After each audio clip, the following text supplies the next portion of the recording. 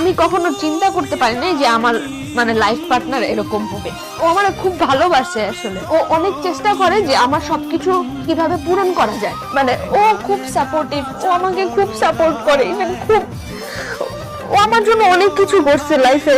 ও office থেকে আইসা প্রতিদিন ওই আমাকে ভাত খাওয়ায়।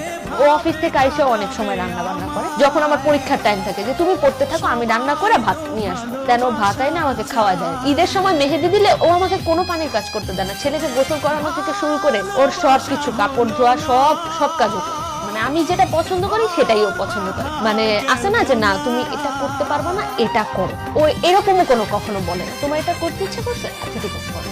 ও খুব ইন্ট্রোভার্ট, খুব চুপচাপ থাকে, ও তো কথাই বলে না। মানে ও আমার ফ্যামিলির সাথেও একদম চুপচাপ, নিচের দিকে তাকায়, দুই একটা কথা বলবে এরকম আর কি। ও খুব কম কথা বলে, সবচেয়ে বড় কথা ও খুব লয়াল, যেটা হচ্ছে এই যুগে অনেক বেশি ম্যাটার করে।